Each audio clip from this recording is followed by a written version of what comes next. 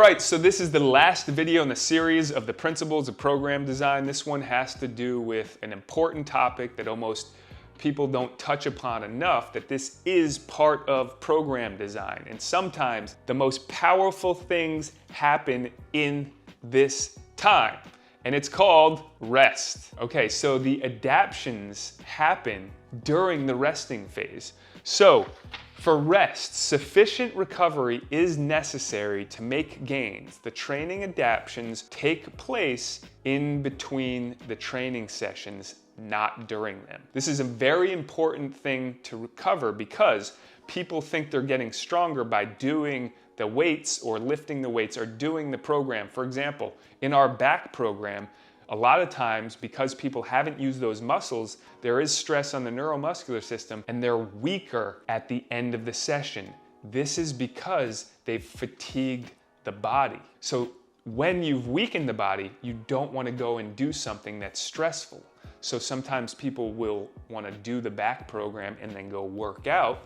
This is not recommended because you've weakened the body and now you're fatigued and you don't understand how that fatigue will translate into your next training, and you could do something that causes more stress or injury. So in this scenario, a perfect example is you do the back program or you do any exercise, whatever it is, till you get to a point where you feel, wow, that stimulus was enough for me. I feel like I got a workout. And you go home, you drink water, you eat some protein, you get the nutrients in, you get some rest and sleep, you wake up the next day and your body recovers. Sometimes it takes 24 to 48 hours for the recovery to take place depending on how intense. Now there's something called delayed onset muscle soreness, and that's where the soreness occurs in your body 24 to 48 hours after the workout. If you're still sore, it means your body has not given enough recovery time to go into the next stimulus, right? You do not want to train or overstimulate the body when you're sore because the rest period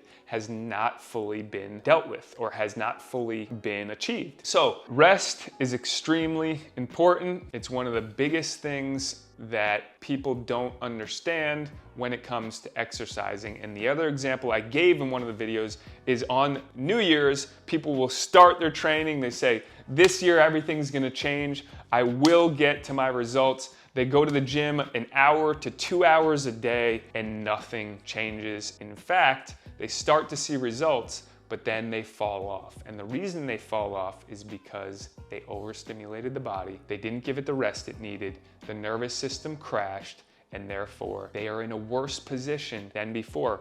Also, how you train is extremely important. And I'll give an example of at my training facility. We had a client, she was a woman. She came in the first month or two, she lost about 20 pounds. She kept trying to convince her husband to come. He said, no, I can do that on my own.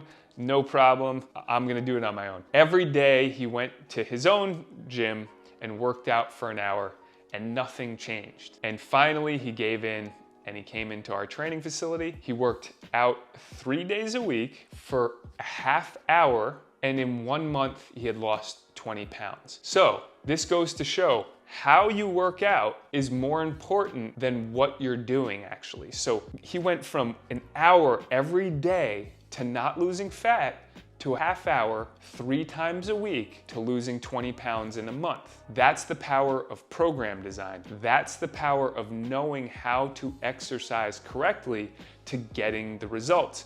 And this is something I always try to explain to people, because if you know what to do, if you know how to do it, the results can be absolutely beyond what you can believe. And you will never know this because you will never see this information out in media. The only things you'll see is controlled by the medical industrial complex, which is gonna be surgery, electric stim, shots, cortical shots, pain management. These videos are here to let you know the power of your mind and your body. And when you know how to use your body correctly, you can take things to levels that you never thought were believable. That's why people look at other people who understand this as heroes and amazing. One of my mentors, Wim Hof, he actually wrote the foreword to my book, is something that people can't understand and fathom. He's able to sit in an ice bath for 2 hours without his core temperature dropping. He was able to climb Everest in shorts, just shorts. He was able to climb Mount Kilimanjaro 3 times. One time he did it in record time. It typically takes 5 to 7 days. He did it in 31 hours because